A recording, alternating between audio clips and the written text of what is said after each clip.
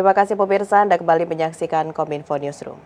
Pemirsa, digitalisasi menjadi salah satu hal yang dapat meningkatkan promosi dari produk UMKM. Hal tersebut juga dirasakan oleh salah satu penjualan produk kerajinan rotan yang ada di Kota Palangkaraya. Dan berikut liputannya untuk Anda.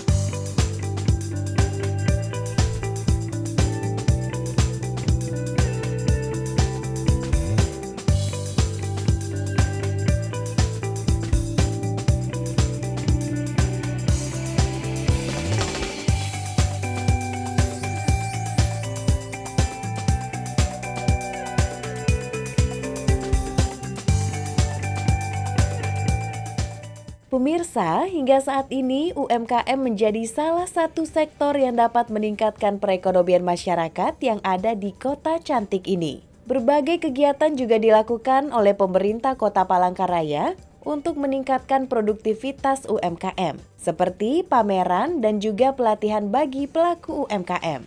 Salah satu produk hasil UMKM khas dari Kota Palangkaraya adalah dengan memanfaatkan sumber daya alam seperti rotan.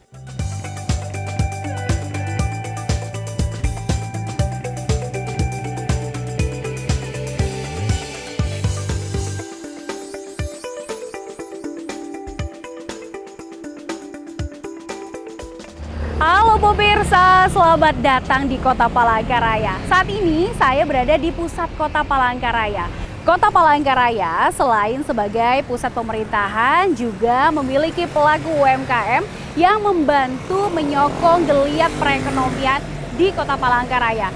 Nah, kali ini kita akan berkunjung ke salah satu UMKM yang ada di Kota Palangkaraya yang memanfaatkan sumber daya alam di bumi Tambun Bungai, yaitu rotan. Bagaimana proses pembuatan sampai menjadi produk? Ikuti perjalanan saya.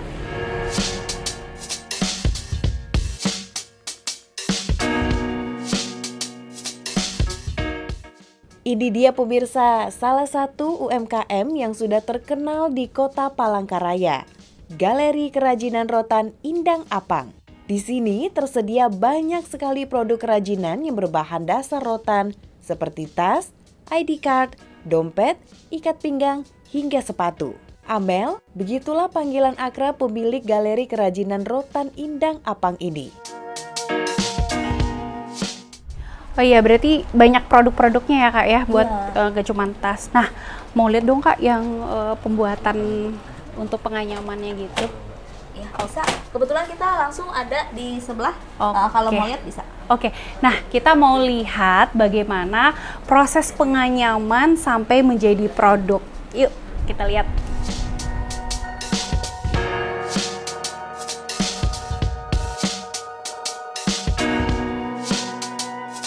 Oke. Oh, ini Mina lagi nganyam. Mina, nih ada Mbak Nopi. Aku titip dia dulu lah. Dia mau belajar katanya. Oke. Nah, Mina lagi bikin apa ini, Mina? Bikin tali tas. Oh, tali tas. Tasnya itu nanti bentuknya yang segi 4 panjang. Yang panjang. Yang panjang. Satu kali bikin tas kayak itu berapa lama bikin? Tergantung ukuran. Kalau ukurannya besar bisa sampai 1 hari, 2 hari.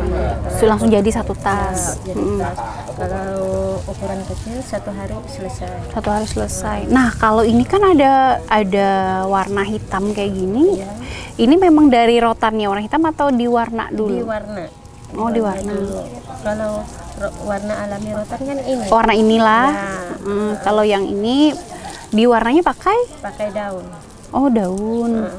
Daunnya berarti cuman ada di hutan. Di hutan. Ya. Harus kalau baru pertama kali harus tahu hitungannya dulu. Oke. Ternyata tidak segampang yang dilihat untuk bisa belajar untuk menganyam rotan. Perlu ketelitian, kejelian, dan juga hitungannya pas. Oh, ini harus kayak gini lagi.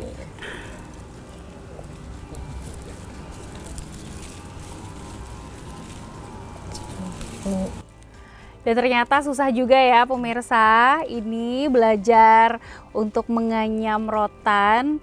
Ini baru untuk tali tas aja. Bagaimana kalau saya menganyam untuk membuat tas seperti Mina yang satu ini. Wow, ini perlu berapa lama ya sampai selesai?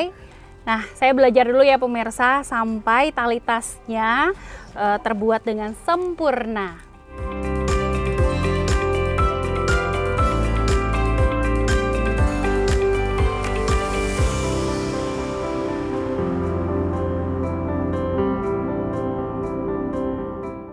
Berawal dari mencoba belajar membuat kerajinan rotan karena terinspirasi dari tikar rotan peninggalan sang ayah, Amel perlahan mulai membuka usaha kerajinan rotan. Berbagai tantangan tentunya juga dialami oleh Amel dalam berkarya. Namun tantangan tersebut tidak menyurutkan semangat Amel.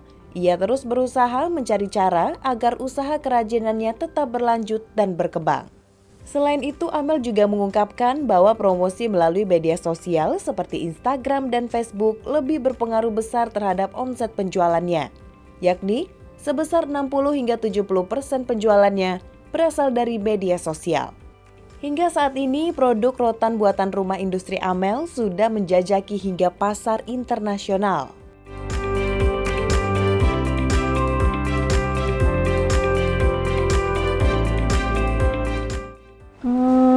Tantangannya sumber rotannya sih yang paling pertama, karena kita kan semakin kesini kualitas rotan perlu kita tingkatkan, jadi akhirnya kita keterbatasan dari sumber bahan baku rotannya. Cuman sekarang karena kita sudah mulai kasih edukasi buat teman-teman yang menganyam, akhirnya kualitas rotan juga sudah semakin meningkat dan pasokannya udah mulai stabil. Hanya saja yang sekarang semakin naik itu adalah permintaan dari konsumen. Jadi kita kebut-kebutan nih sama pasokan bahan baku.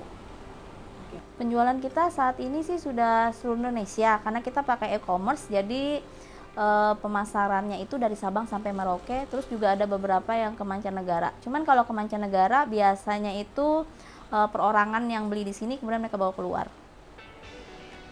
Selain itu, dengan usaha yang ditekuni Amel, ia juga telah mampu berkontribusi terhadap kesejahteraan berbagai kalangan, mulai dari ibu rumah tangga hingga pihak ekspedisi.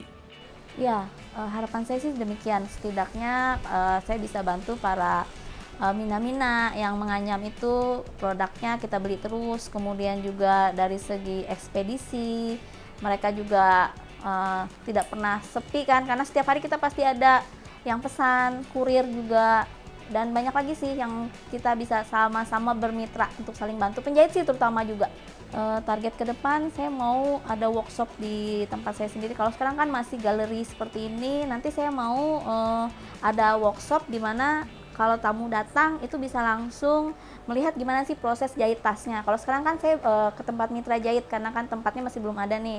Nanti setelah ada workshop, di situ menganyam, di situ menjahit, di situ juga kita bisa edukasi, ini loh rotan yang bagus, ini loh rotan yang punya kualitas dan punya nilai jual.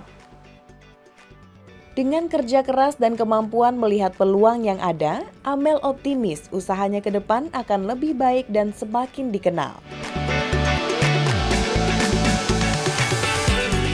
Dekranasda Provinsi Kalimantan Tengah juga memiliki kontribusi yang besar dalam membantu mempromosikan hasil produk UMKM yang ada di Kota Palangkaraya.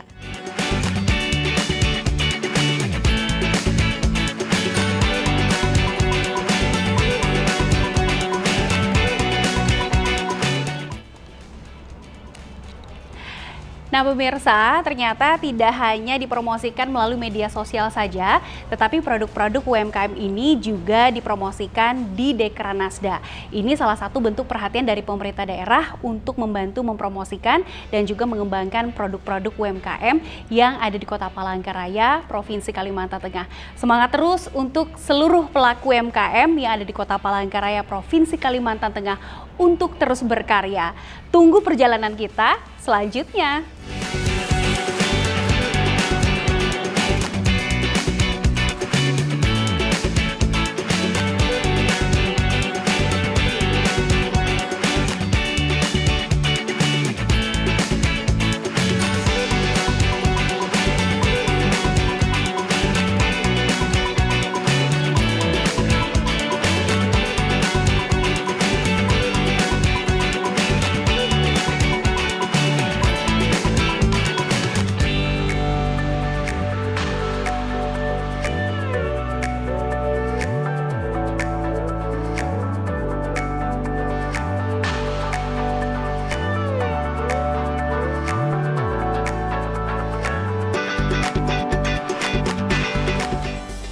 Pemirsa, itulah informasi yang telah kami kemas untuk Anda. Dapatkan update berita pilihan setiap harinya di kanal GPR TV atau melalui sosial media gprtv.id. Saya Mona Azarin Nisa pamit, sampai jumpa.